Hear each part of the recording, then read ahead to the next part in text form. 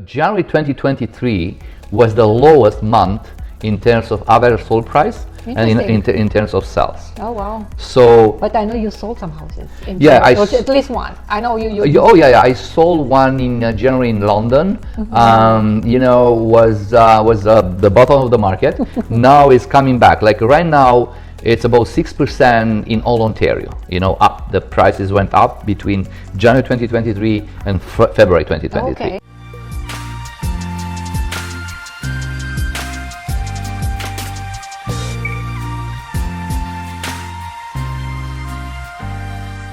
And more people want nicer houses. From what I'm hearing, people want not to take too much time to do renovations when they're buying a house. So I think it's that time we're living those expectations right now when people are looking for more high-ended. Yeah, especially right now when the market is a little bit slow, because the rates are up since last year. Now you cannot sell any house. Like if you want to sell for a good price, you have to be very detailed. You have to update things and then to sell for the most. In the past, let's say 1 year ago, when the market was booming, you could sell any house in any condition. Of course, not for the best sold prices, but still, the people, they were happy that they can sell, they can buy or they can sell. But right now, more than ever, you have to be more precise. You have to update. You have to be sure that the agent is doing the right thing, has the high-end marketing to sell your house. So today, by the way, the market in general, let's say in all GTA and surrounding areas, the market went down about 25%. Let's say in average. Okay. Now the freehold homes, because they went up so much before 2022 in February, when was the peak of the market, they went down more than the condos, for example. Okay.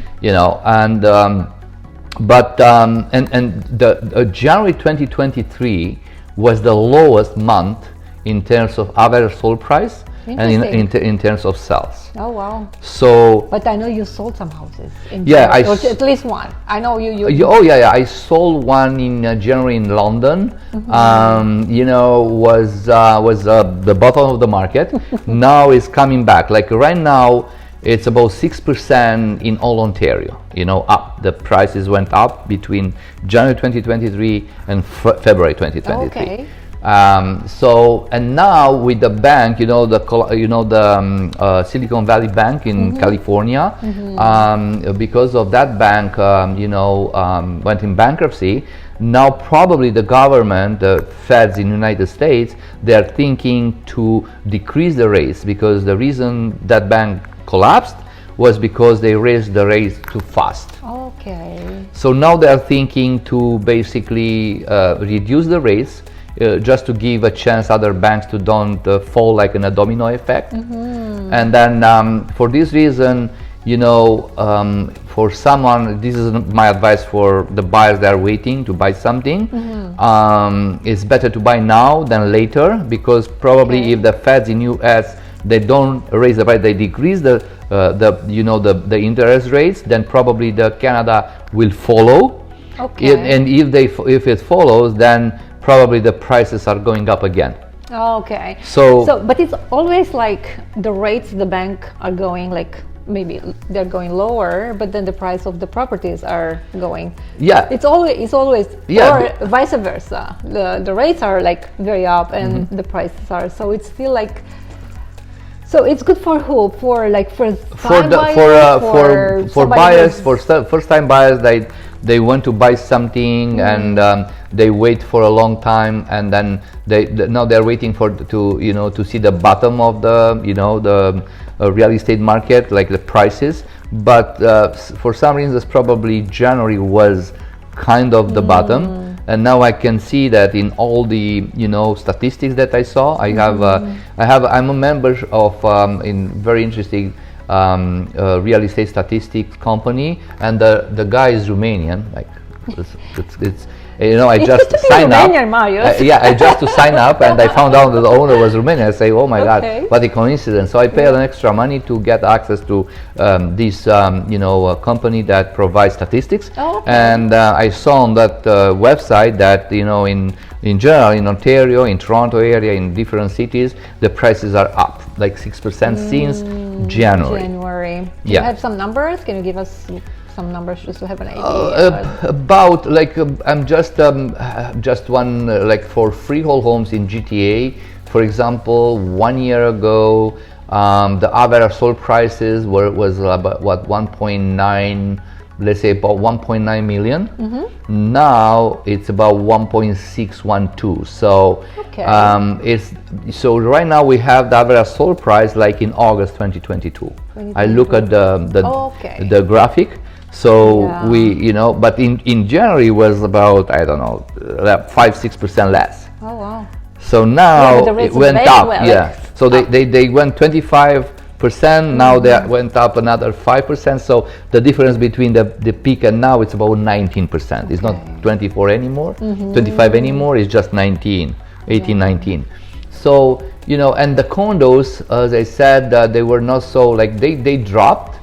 But right now the condos, the average sold price for a condo, it's about 728. Before 1 year ago was 900 something. So the same thing, but the condos recover again. From January to February, about 5% increase. So this is like the And the last time the Bank of Canada, they did nothing. I mean, they didn't raise the price. They didn't drop the price. So they kept the same. Because Felicia, what happened was, they raised the fixed rates, for example, from 2.83% to almost 6%, 5.89, 5.79. The prime was 2.25 on that one point. Now is 6.75. So imagine, even the guys with the variable rates were hit the most. Including myself.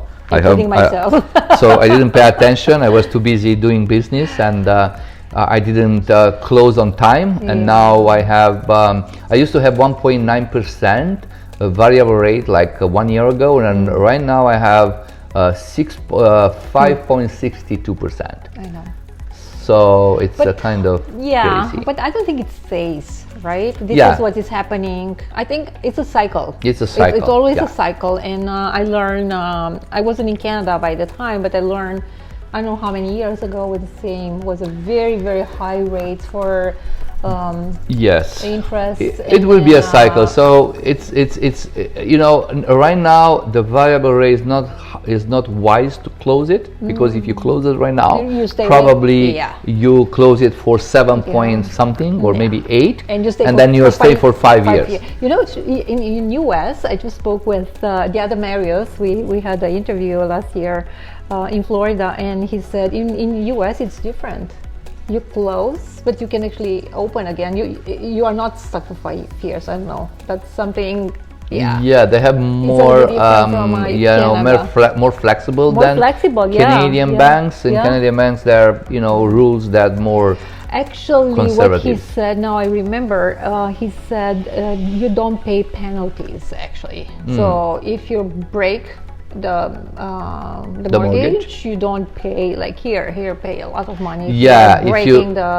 So if you have a variable rate, if you want to, let's say, sell the property and not buying anything else, then you pay 3 months monthly interest payments. If you have a fixed mortgage, that the rate right now is much higher than the rates that you have, then probably you pay interest rate differential, which is huge, depending on the mortgage, but you pay, instead of, let's say, 3,000-4,000, you pay maybe 20,000 or 18,000. So they're huge penalties. It is.